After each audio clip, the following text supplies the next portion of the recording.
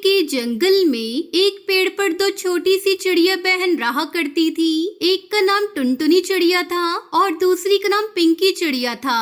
वो दोनों देखते ही देखते बड़ी हो गई और पूरे जंगल में उड़ने लगी। एक बार जंगल में गर्मी बहुत बढ़ गई। इसी बीच सभी पशु पक्षी घबरा उठे। हाय राम, पानी की कमी हो गई। इस गर्मी ने तो जीना मुश्किल कर दिया है। हमें पानी कहीं नजर नहीं आता। अब जिए तो जिए कैसे? टुनटुनी बहन, अब तो इस जंगल को छोड़कर बहुत दूर जाना होगा। यहाँ तो प्यासे ही मर जाएंगे। मैं मानती हूँ कि गर्मी ने सबका बुरा हाल किया है, फिर भी कोई न कोई रास्ता निकाल लूंगी। टुनटुनी, तुम पानी कहाँ से लाओगी? सबकी प्यास कैसे बुझाओगी? तब तक आप लोग हमारे इस वीडियो को लाइक और अगर आपने हमारे चैनल को सब्सक्राइब नहीं किया है तो जल्दी से सब्सक्राइब कर लें और कमेंट सेक्शन में जरूर बताएं कि आपको हमारी ये कहानी कैसी लगी। टूनी, एक न एक दिन ऊपर वाला हम पर रहम जरूर करेगा, हमारी मुश्किल को आसान बनाएगा। वहीं दूसरी तरफ पिंकी चिड़िया बहुत ही गुस्से वाली और जिद्दी चिड़िया थी। उसे जब गुस्सा आता तो उसकी आंखों से चिंगारी निकलने लगती। उसे अपनी शक्ति पर बहुत घमंड था। एक दिन वो जंगल में उड़ी चली जा रही थी। एक पेड़ की डाली उसके सामने आ गई और पिंकी चिड़िया को गुस्सा आ गया। ए पेड़, अपनी डाल को हटा, मेरा गुस्सा बहुत खराब है। अरे बहन, गुस्सा क्यों होती हो? दूसरे भी रास्ते हैं तुम्हारे उड़ने के लिए। उस तरफ से उड़ते हुए निकल जाओ। क्यों मुझे परेशान कर रही हो? मुझसे जुबान लड़ा रहे हो, अंजाम बहुत बुरा होगा तुम्हारा अब। पिंकी चिड़िया ने एक बार गुस्से से पेड़ को देखा तो पेड़ में आग लग गई और वो झुलस गया। देख लिया मेरे गुस्से का अंजाम। पेड़ का काम हो गया तमाम। अब मुझसे जो टकराएगा जलकर राख बन जाएगा।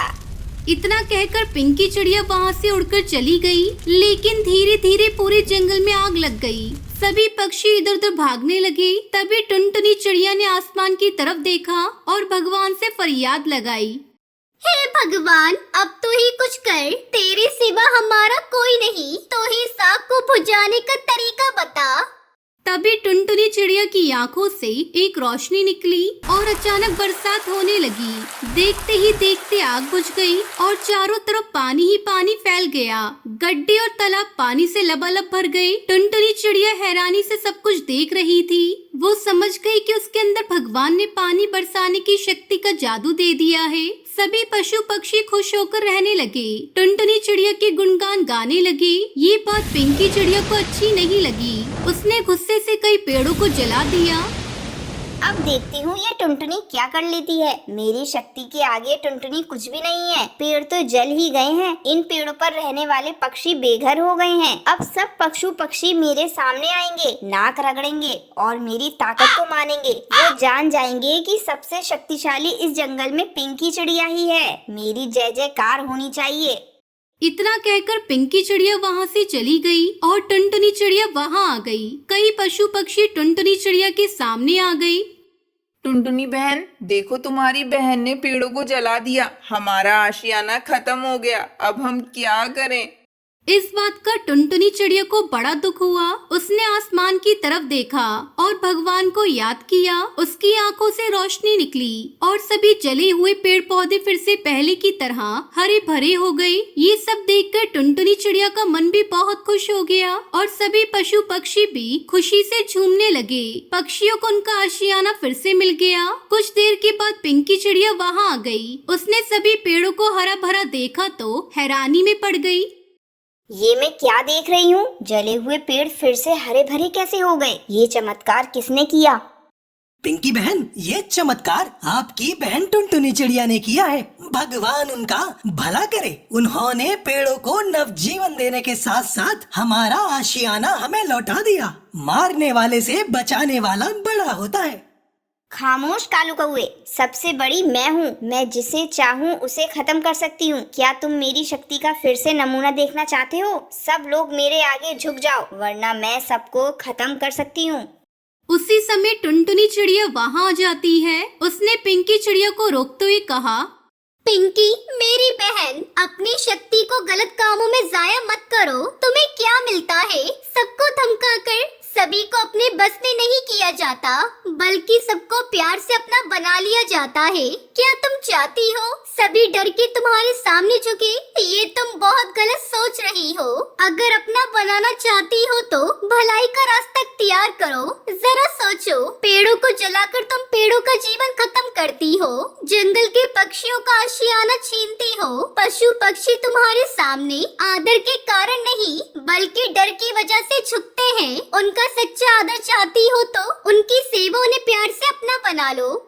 पिंकी चिड़िया को टुनटुनी चिड़िया की बात समझ में आ जाती है और वो टुनटुनी चिड़िया से कहती है, तुम सही कह रही हो बहन, आप सबसे बड़ी और सच्ची बाजीगर हो। मैंने घमंड में आकर हमेशा जंगल के पक्षियों को डराया, अब ऐसा नहीं होगा। मैं भी आपकी तरह सबकी सहायता करूंगी और प्यार दूंगी। इस तरह जंगल के सभी पक्षी खुशी खुशी एक साथ मिलजुल कर रहने लगते हैं।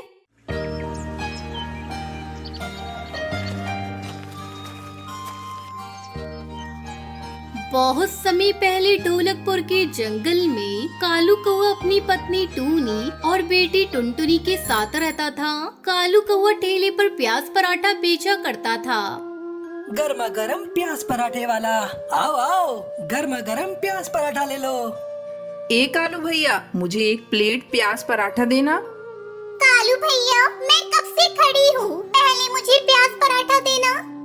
तब तक आप लोग कमेंट में बताएं 11 into 11 कितने होते हैं। हाँ बहन, अभी दे रहा हूँ आपको प्याज पराठा। पहले मैं आपको ही दूंगा, फिर बाद में किसी और को। इस तरह कालू की आवाज सुनकर बच्चे उसके प्याज पराठा खाने को दौड़े चले आते। कुछ ही घंटों में कालू के सारे प्याज पराठा बिक जाया करते थे। कालू की बेटी टुनटुनी की स्कूल की छुट्टी होती तो वो अपने पिता के काम में हाथ बटाया करती थी।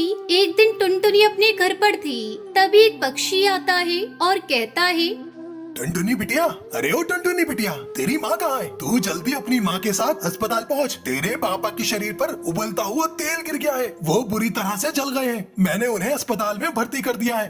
तभी टुनटुनी की माँ टूनी चिड़िया वहाँ आती है। क्या हुआ टुनटुनी बिटिया, कौन आया था? माँ जल्दी चलो, पापा बुरी तरह से जल गए हैं, उन्हें अस्पताल ले जाया गया है। दोनों माँ बेटी जल्दी जल्दी अस्पताल पहुँचती है। डॉक्टर साहब, मेरे पति कैसे हैं? उन्हें जल्दी से ठीक कर दीजिए, हमारा उनके सिवा कोई नहीं।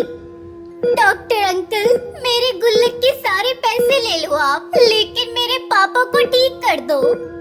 धीरे धीरे घर की हालत बिगड़ते गई। घर के सारे पैसे कालू की इलाज में खत्म हो गए। कई दिनों बाद कालू को होश आता है। पता नहीं कैसे गर्मा गर्म तेल मेरे बदन पे गिर गया।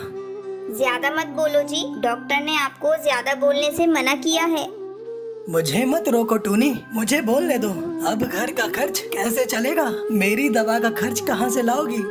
टुनटुनी अपने पिता को इस तरह परेशान देखकर वो कहती है, पिताजी आप बिल्कुल चिंता मत करो, मैं हूँ ना, मुझे प्याज पराठा अच्छी तरह से बनाना आता है। आप बस आराम करो, मैं और मम्मी मिलकर सारा काम संभाल लेंगे।